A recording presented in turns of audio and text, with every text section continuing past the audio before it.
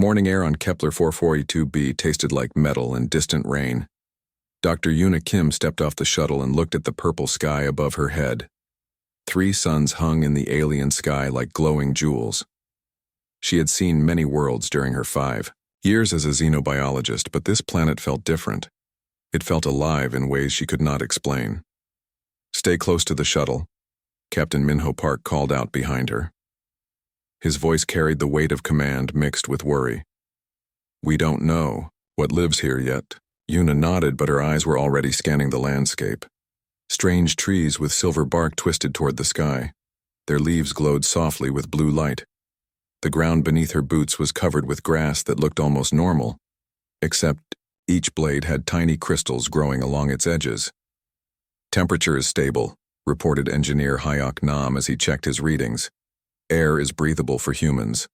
Gravity is about 80% of Earth normal." The research team spread out in a careful pattern. They had done this dance many times before on many worlds. Dr. Jinwoo Lee set up his communication equipment while Dr. So-Young Choi began taking samples of the local plant life. Everything was going according to standard procedure. That was when they heard the sound. It started as a low moan that seemed to come from everywhere at once. The sound made Yuna's chest feel tight. She had heard animals in pain before, but this was different. This sound carried something that made her think of loneliness and despair. "What was that?" Yok asked, his hand moving toward his weapon. "Boy," sound came again, closer this time. It was coming from behind a cluster of the glowing trees about 50 meters away. "Could be a predator," Minho said. "Everyone stay together." But Yuna was already walking toward the sound. Something deep in her mind told her that whatever was making that noise was not dangerous. It was hurt. "Yuna, get back here," Minho called. She held up her hand without turning around. "It's in pain," she said. "Listen to it." As she got closer to the trees, the moaning became clearer. It was definitely an animal of some kind. But there was something about the sound that reminded her of the way humans cried when they were alone and thought no one could hear them. Yuna pushed through the glowing branches and stopped. Her breath caught in her throat. On the other side of the trees lay a creature unlike anything she had ever seen. It was roughly the size of a large wolf, but it had 6 legs instead of 4. Its fur was completely white, so white that it seemed to glow with its own light. The fur looked like it was made of crystal threads that caught and held the light from the 3 suns above. The creature's head was long and narrow, like a wolf's, but its ears were larger and pointed straight up. Its eyes were closed, but Yuna could see that they were large, taking up much of its face. Most striking of all, the creature had no visible injuries, but it was clearly in distress. "Oh my," Yuna whispered. The creature's breathing was shallow and quick. Its white fur rose and fell with each breath. Every few seconds it would make that terrible moaning sound that had drawn them here. "Yuna, step away from that thing," Minho's voice came from behind her. The rest of the team had followed her through the trees. "It's beautiful," she said without taking her eyes off the creature. "It's also alien and potentially dangerous," Minho replied. "We follow protocol. No direct contact until we understand what we're dealing with." Dr. So-Young Choi moved up beside Yuna with her medical scanner in hand.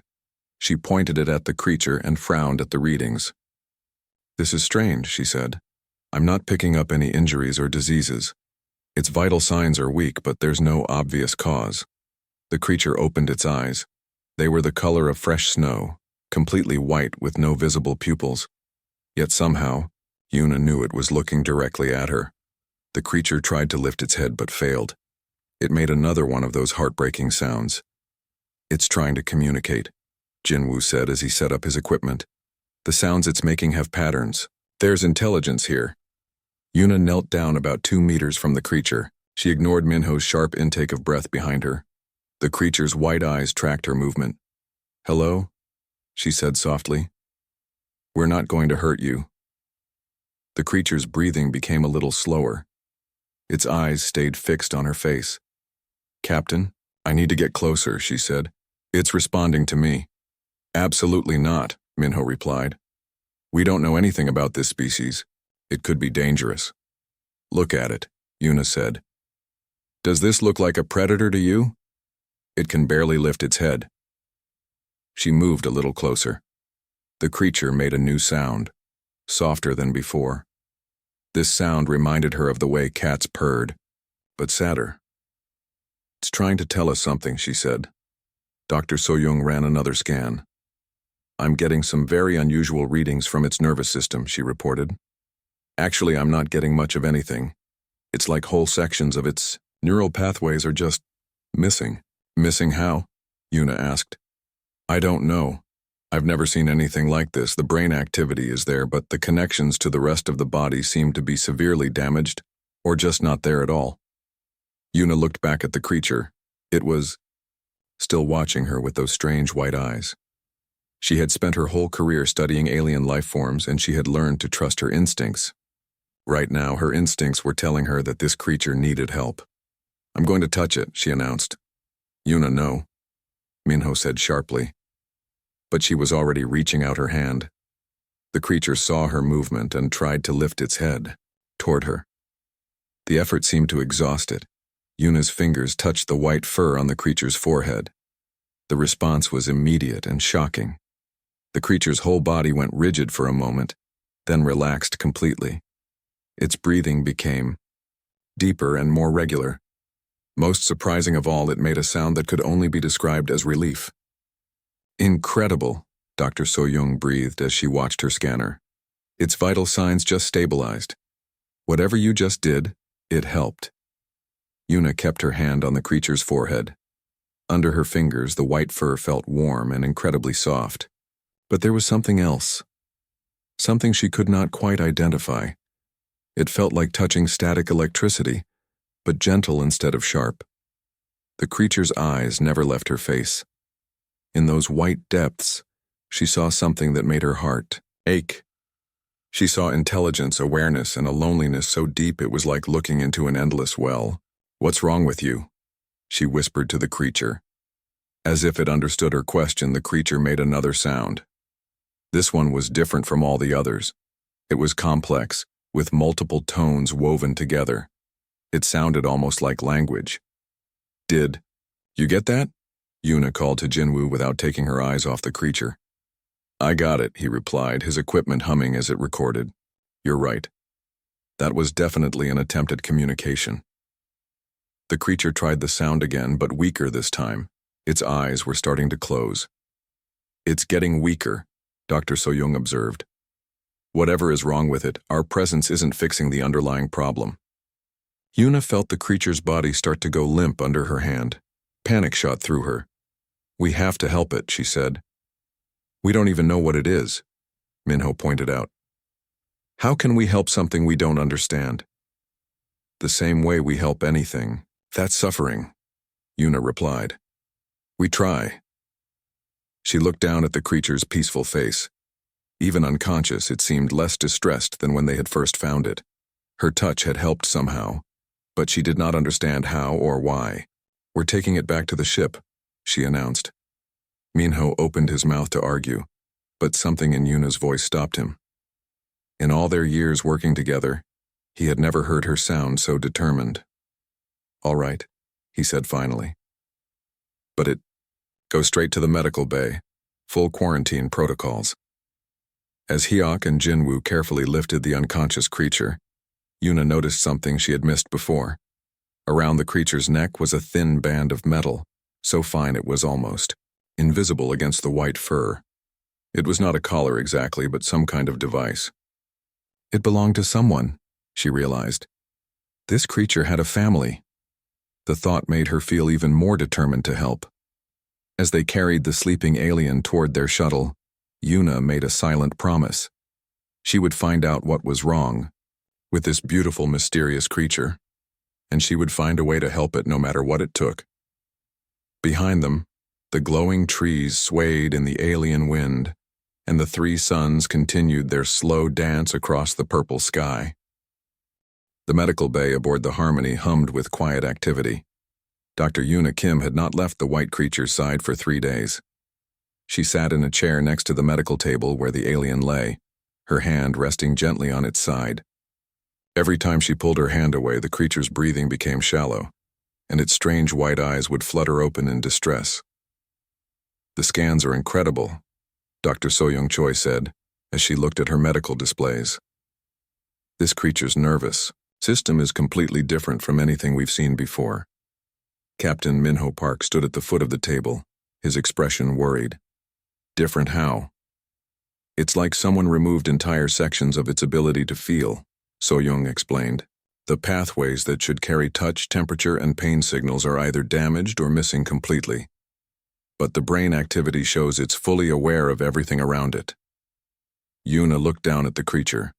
She had been calling it Baek in her mind, which meant white in Korean. The name seemed to fit its pure, crystalline appearance. Right now, Baek's white eyes were open and focused on her face with an intelligence that made her heart ache. "So it can think and understand. But it can't feel anything?" she asked.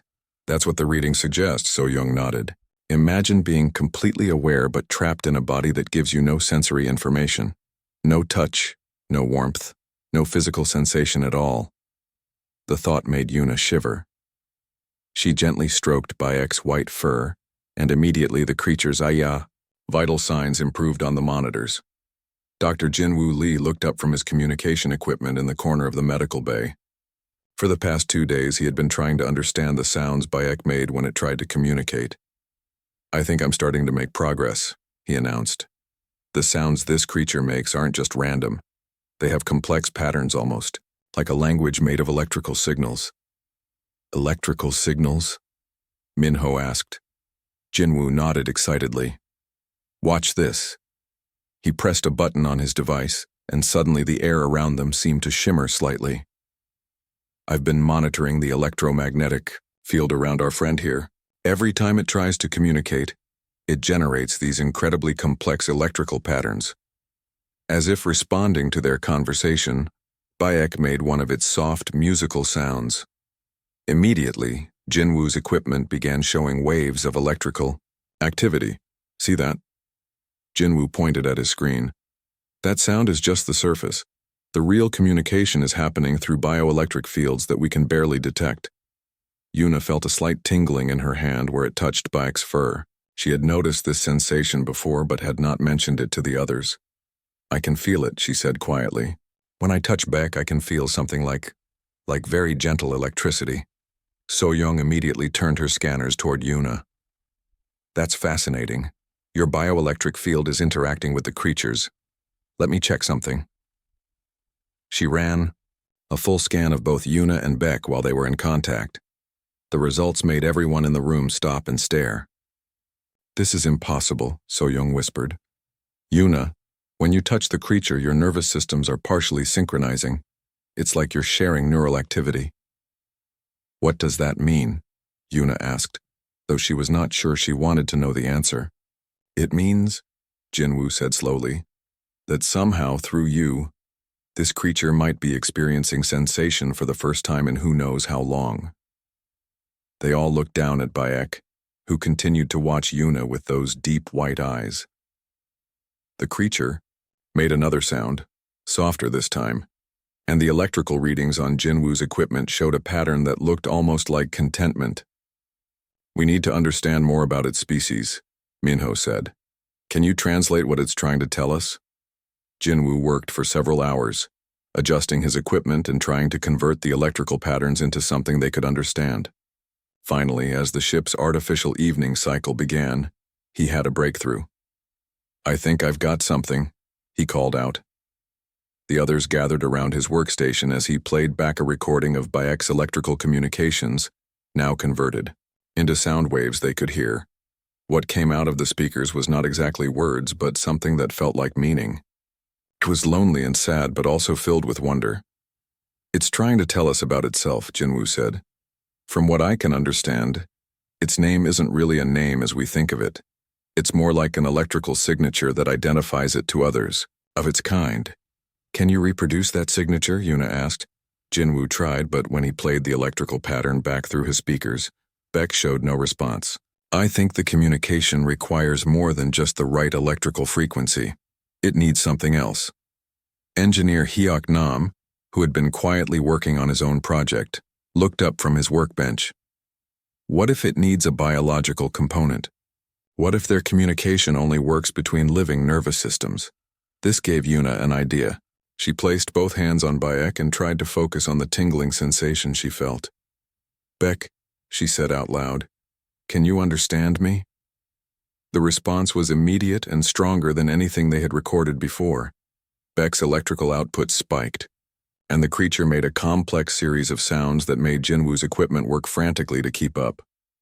"Whatever you just did, do it again," Jinwoo said excitedly. Yuna repeated Beck's name, this time trying to push her own thoughts toward the creature through their strange connection. She thought about friendship, about wanting to help, about the sadness she felt when she imagined being trapped without sensation. Beck's response nearly overwhelmed Jinwoo's equipment. The electrical patterns were so complex that the translation software could barely keep up. But what came through the speakers made everyone in the room fall silent. It was grief. Deep, terrible grief, mixed with desperate hope. Through the translation, they could hear the story of a creature that had lived for years without being able to feel anything, without being able to properly communicate with its own kind, slowly dying from the isolation. "Oh, Beck," Yuna whispered, tears starting to form in her eyes. But there was more. As the translation continued, they learned that Bayek's condition was not unique. It was a genetic disorder that affected some members of its species, called the Vorthax. Those who suffered from it were considered lost souls, unable to form the sensory connections that were essential to Vorthax society. "It's been alone for so long," Yuna said, her voice breaking. Through their connection, Bayek seemed to sense her emotions.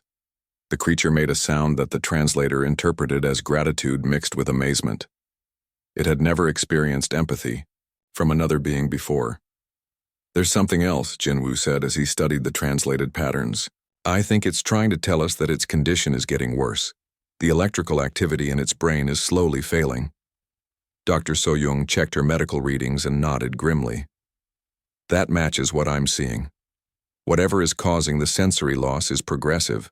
Without intervention, this creature will die within days." "Then we help it," Yuna said firmly.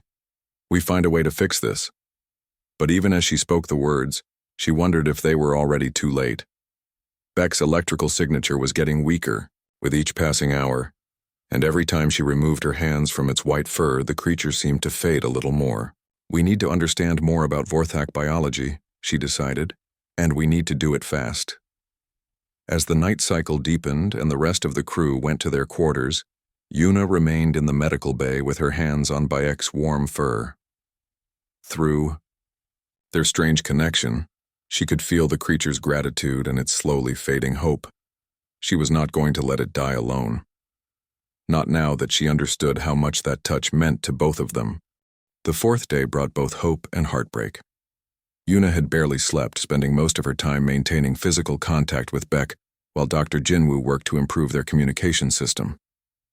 The breakthrough came when engineer Hyuk Nam suggested using Yuna herself as part of the translation process. "Your nervous system is already connected to the creature," Hyuk explained as he adjusted the equipment around Yuna's chair. "Instead of trying to translate the electrical patterns directly, what if we use your brain as a bridge?" The new setup was strange but effective. Yuna wore a lightweight headset that monitored her brain activity while she maintained contact with Bayek. When the Vorthak tried to communicate, Yuna could feel the meaning behind the electrical patterns, and the computer translated her understanding into words the others could hear. The first clear message they received made everyone in the medical bay stop what they were doing. "My pack called me Ketheran," came the translated voice through the speakers. It sounded eerily like Yuna's own voice, but carrying emotions that were not hers.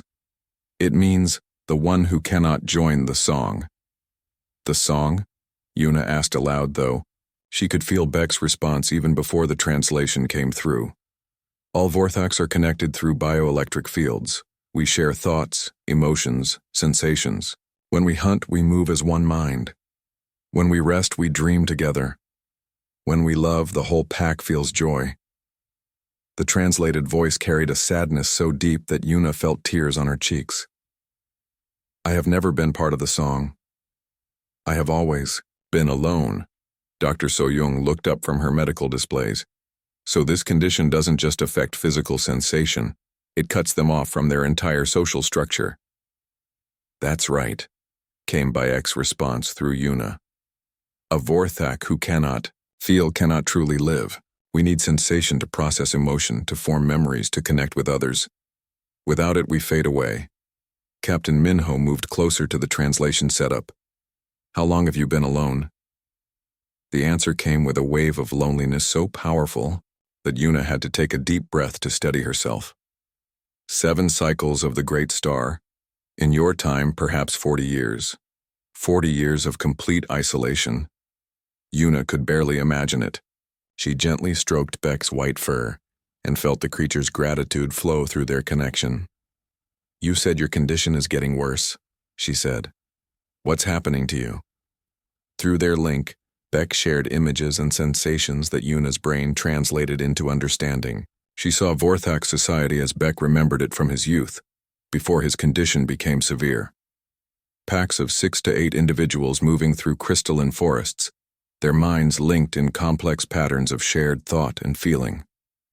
She felt the warmth of belonging, the security of never being alone, the joy of perfect understanding between connected minds. Then she felt the gradual loss of those connections as Bayek's condition worsened. The slow fade from the pack's shared consciousness, the growing isolation, the desperate attempts to maintain contact that eventually failed completely.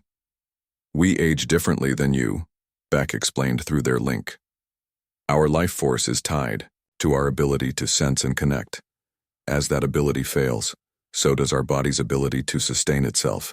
I am dying because I cannot feel. Dr. So-young had been quietly running scans during the conversation. Now she looked up with a grim expression. The biological readings support what it's saying. Its cellular regeneration is failing. The electrical activity that should be maintaining basic life functions is decreasing. How long? Yuna asked, though she was afraid of the answer. At the current rate of decline, maybe 2 days. 3 at most. Yuna felt Beck's acceptance of this news through their connection. The Vorthak had known for some time that death was approaching. What surprised her was that Beck did not seem afraid. I am not afraid to die, came the translated voice. I have been alone for so long that death seems like rest. But through you, I have experienced something I thought was impossible. What's that? Yuna asked softly. Connection. For the first time in decades, I am not alone. When you touch me, I can feel echoes of sensation through your nervous system. When you feel sadness for me, I experience emotion that is not just my own. You have given me a gift I thought was lost forever. The words hit Yuna like a physical blow. She had not realized that their connection was providing Bayek with actual sensory experience. Through her touch, the dying alien was feeling warmth, texture, and physical comfort for the first time in 40 years. There must be something we can do, she said desperately. Some way to treat your condition. My people have tried for generations, Beck replied. The condition is genetic, built into our DNA. There is no cure. But there is something else I would ask of you, if you are willing. Anything, Yuna said immediately. Through their connection, Beck shared a concept that was difficult for Yuna's human mind to understand. In Vorthak culture, names were not simple labels. They were complex sensory experiences shared between individuals. A true name carried the essence of who someone was, their place in the pack, their relationship to others. It was the deepest form of connection possible between Vorthaks. I have never experienced my true name, Beck explained. I know the electrical pattern that identifies me, but I have never felt what it means to have someone speak my name with understanding and affection. It is something every Vorthak experiences from birth except for those like me. Yuna began to understand what Bayek was asking. You want me to help you experience what it feels like to have a name spoken with love? Yes, but there is a cost. To experience a true name connection, I would need to open my mind completely to yours. The sensation would be overwhelming for someone with my condition. It would certainly kill me, but I would die having experienced what I have spent my whole life longing for. The medical bay fell silent except for the quiet hum of equipment. Everyone understood what Bayek was asking. The alien wanted to experience complete connection once before dying, even knowing it would hasten his death. "That's asking Yuna to help you commit suicide," Captain Minho said quietly. "No," Yuna replied after a moment. "It's asking me to help him live, really live, for the first time, even if it's only for a few moments."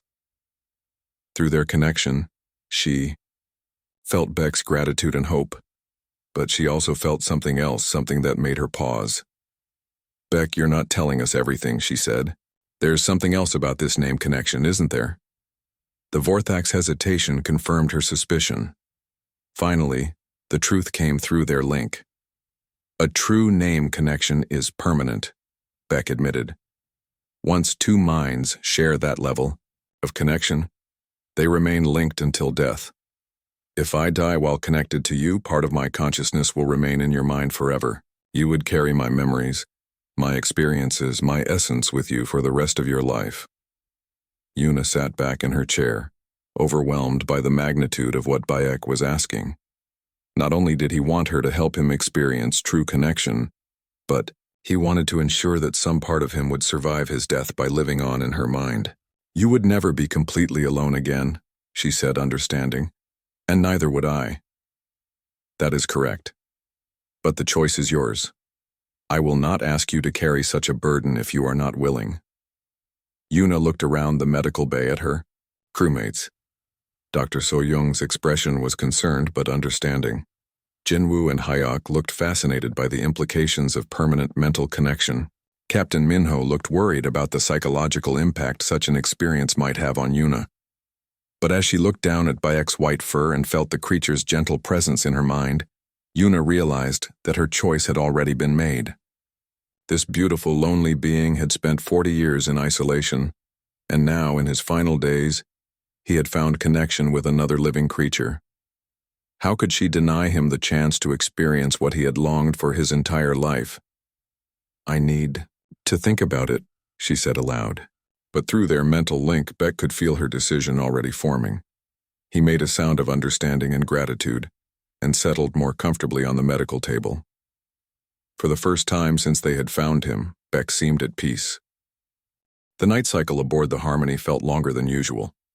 Yuna sat alone in the observation deck, staring out at the stars while her mind wrestled with Bayek's request. She could still feel the gentle presence of the Vorthak in the back of her thoughts, a warm consciousness that had become as familiar as her own heartbeat. Captain Minho found her there just after midnight, ship time. "You're really considering this," he said, settling into the chair beside her. It was not a question. "How can I not?" Yuna replied without taking her eyes off the stars. "He's been alone for 40 years, Minho. 40 years without feeling a single touch, without sharing a thought or emotion with another living being. And now he's dying. But what he's asking for would kill him," Minho pointed out. "And it would change you forever. You'd be carrying pieces of an alien mind for the rest of your life." Yuna was quiet for a long moment.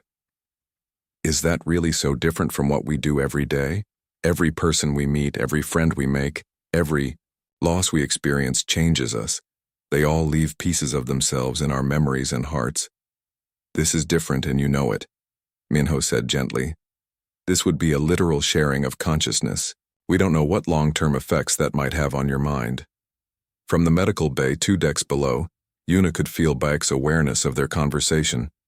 The Vorthak was not listening to their words, but he could sense her emotional conflict through their connection. "What does the rest of the crew think?" she asked. Minho sighed. "So-young is concerned about the medical implications, but she understands why you want to help. Jinwoo is fascinated by the scientific possibilities of the connection. Hyuk thinks you should follow your conscience." "And you?" "I think," Minho said carefully, "that in all our years of exploring space and meeting new species, we've never encountered anything like this. A chance to truly understand what it means to connect with an alien consciousness. As your captain, I'm worried about the risks. As your friend, I want to support whatever decision you make." They sat in comfortable silence for a while, watching. The stars wheel slowly past the observation windows. Finally, Yuna spoke again. "He chose his own name," she said quietly.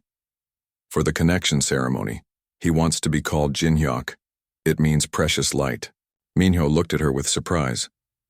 "He chose a Korean name?" "He's been learning about human culture through our connection.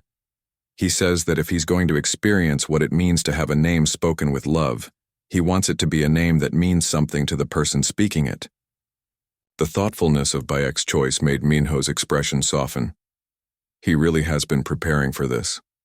"For days now," Yuna nodded. "And he's made it clear that he'll accept whatever I decide. If I say no, he'll face his death alone.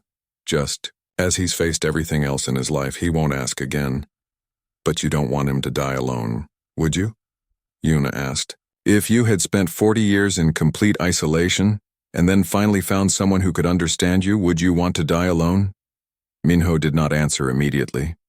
Finally, he shook his head. "No, I wouldn't." They were interrupted by Dr. So-young's voice over the ship's communication system. "Yuna, you need to get to the medical bay immediately. Beck's condition is deteriorating faster than expected." Yuna was on her feet and running before So-young finished speaking. She reached the medical bay to find the entire crew gathered around. Beck's table.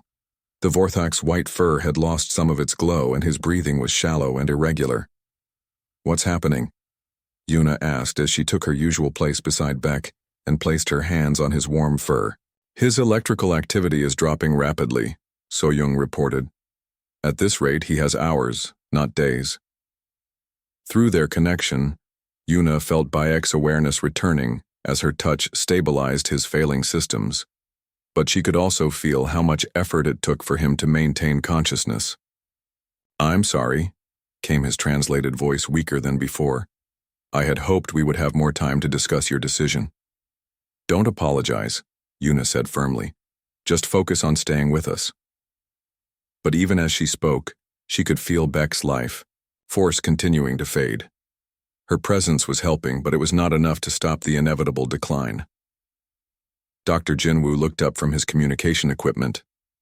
"Yuna, if you're going to do this, it has to be soon. His bioelectric field is too weak to maintain the kind of connection he described." The moment of decision had arrived sooner than any of them had expected.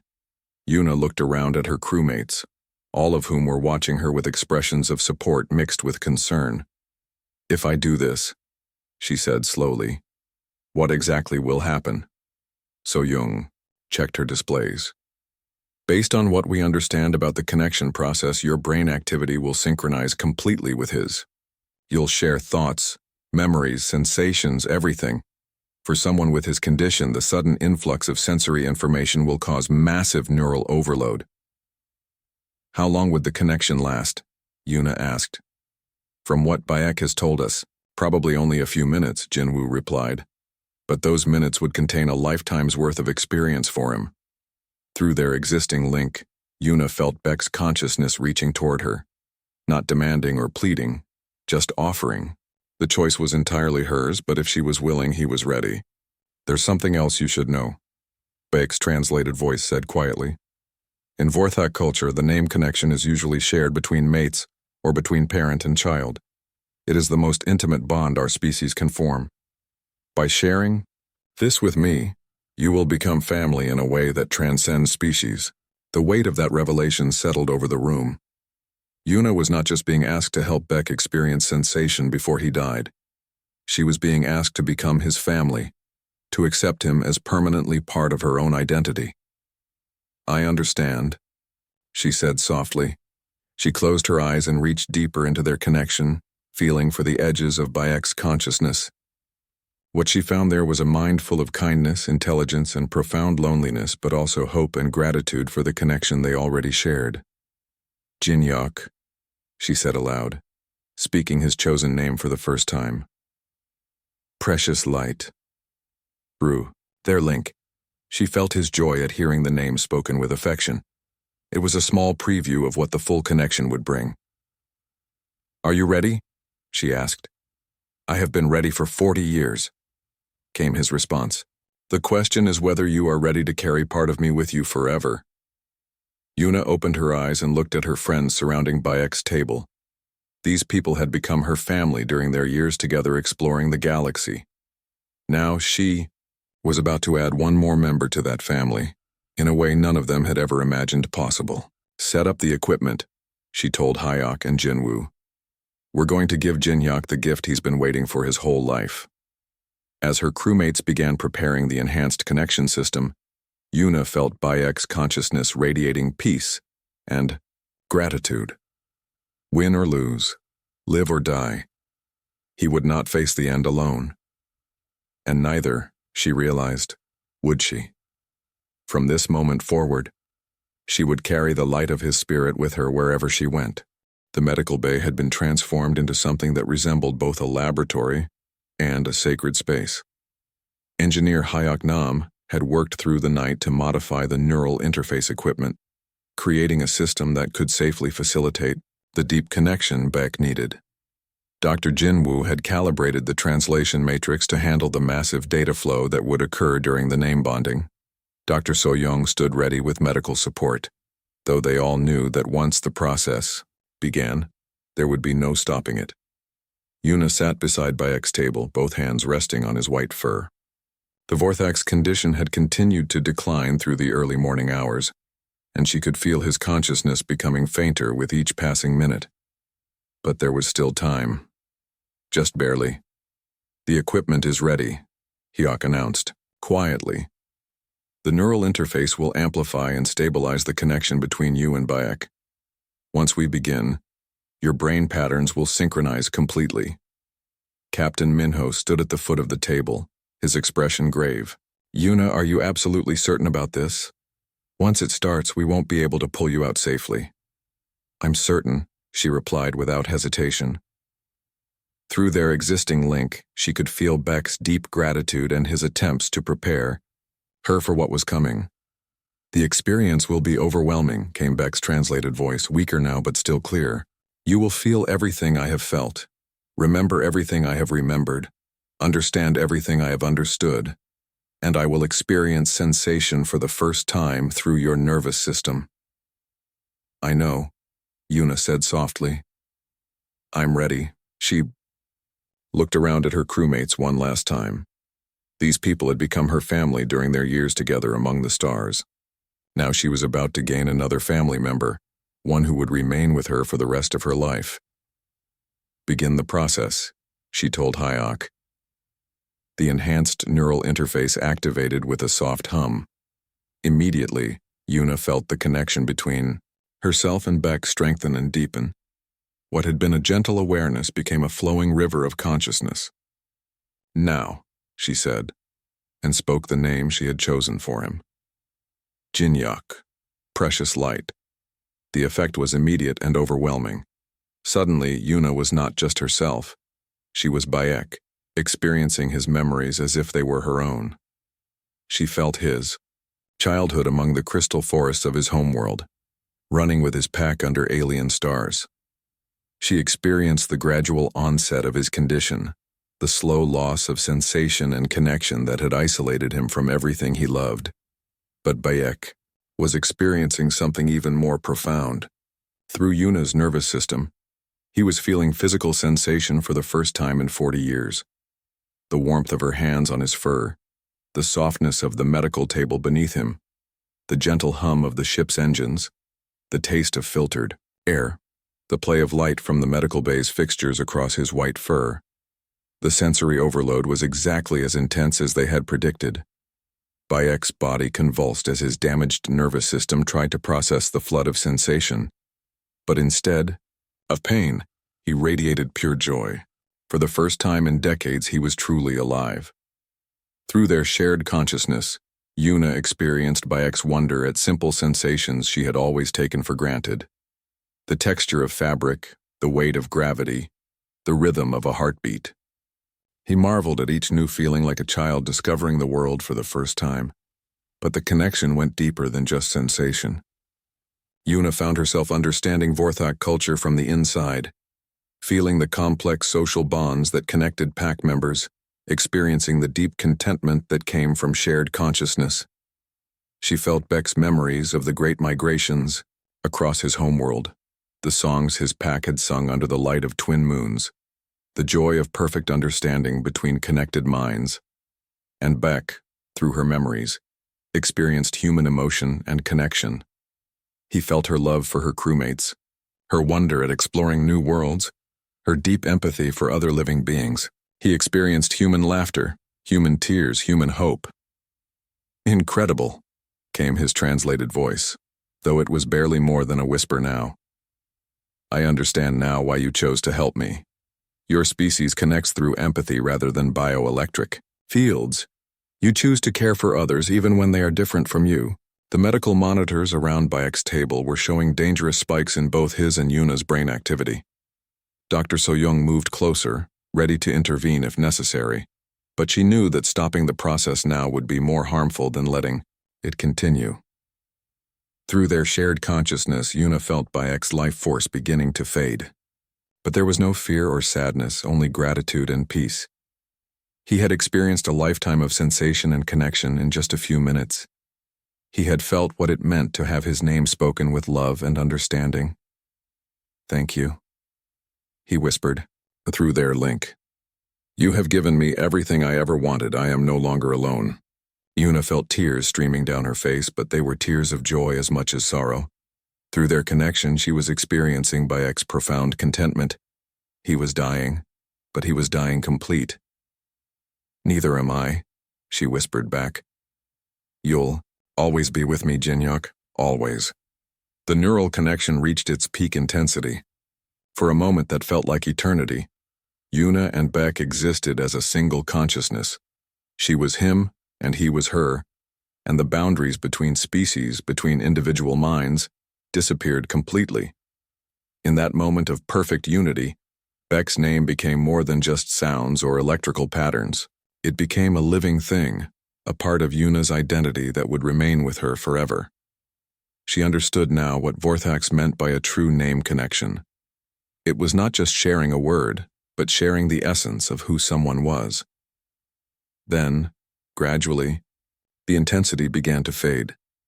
Beck's consciousness grew quieter, but instead of disappearing, it settled into a peaceful corner of Yuna's mind. She could still feel him there, a warm presence that would never leave her. The medical monitors showed Beck's physical body beginning to shut down. His breathing became shallow, then stopped. His white eyes closed for the final time. But Yuna felt no sense of ending, only transformation. Dr. So-young checked the readings and nodded gravely. "He's gone." But Yuna shook her head.